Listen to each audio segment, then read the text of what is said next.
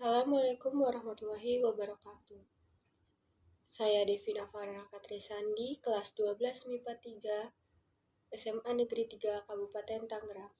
Video ini saya buat untuk memenuhi nilai ujian praktikum pelajaran Bahasa Indonesia yang dibimbing oleh Pak Rizky Hidayatullah Nerikmat. Kekerasan pada anak masih banyak terjadi di tengah masyarakat, mulai dari kekerasan pembunuhan, penganiayaan, dan bentuk tindakan kriminal lainnya yang berpengaruh negatif bagi kejiwaan anak. Seharusnya seorang anak diberi pendidikan yang tinggi serta didukung dengan kasih sayang keluarga agar jiwanya tidak terganggu. Hal ini terjadi karena banyak orang tua menganggap kekerasan pada anak adalah hal yang wajar. Mereka beranggapan kekerasan adalah bagian dari mendisiplinkan anak. Mereka lupa bahwa orang tua adalah orang yang paling bertanggung jawab dalam mengupayakan kesejahteraan, perlindungan, peningkatan kelangsungan hidup, dan mengoptimalkan tumbuh kembang anak. Kekerasan terhadap anak adalah semua bentuk tindakan menyakitkan secara fisik atau emosional, penyalahgunaan seksual, trafficking, penelantaran eksploitasi yang mengakibatkan cedera atau kerugian nyata ataupun potensial terhadap kesehatan mental anak, kelangsungan hidup anak, tumbuh kembang anak, atau martabat anak yang dilakukan dalam konteks hubungan tanggung jawab, kepercayaan, atau kekuasaan. Mengutip dari kompas.com, penelitian menunjukkan bahwa mayoritas tindak kekerasan terhadap anak terjadi pada keluarga dengan kondisi sosial ekonomi yang rendah. Hal ini terjadi karena tekanan sosial ekonomi seperti terlilit hutang, rendahnya kemampuan ekonomi, dan faktor lain yang menjadi penyebab tingginya stres pada orang tua.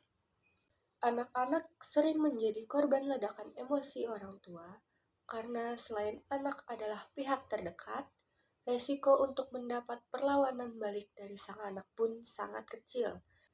Data dari DP3AP2KB Nusa Tenggara Barat menunjukkan bahwa kekerasan terhadap anak di NTB meningkat sebanyak 12% selama pandemi.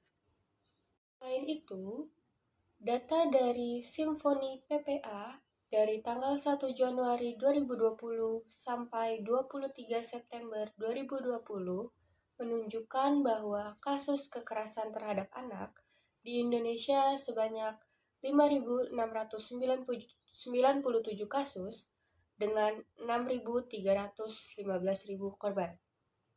Penelitian yang dilakukan di Hubei, Cina dan melibatkan 2.330 anak sekolah menemukan bahwa anak-anak mengalami karantina proses belajar akibat COVID-19 menunjukkan beberapa tanda tekanan emosional.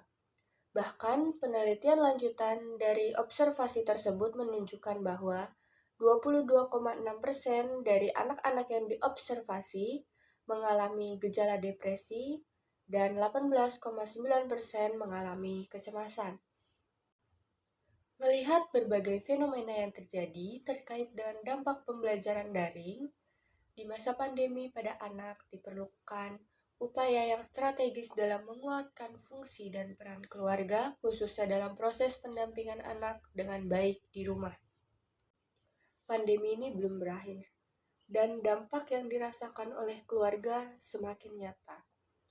Hal ini tentunya mempengaruhi tekanan psikologi dan kesehatan mental seluruh anggota keluarga, termasuk kondisi kesehatan mental anak-anak maupun orang tua. Sehingga harapannya berbagai kasus kekerasan anak yang melibatkan orang tua akibat pandemi ini dapat diminimalisasi pada titik terendah. Sekian dari saya, kurang lebihnya mohon maaf. Wassalamualaikum warahmatullahi wabarakatuh.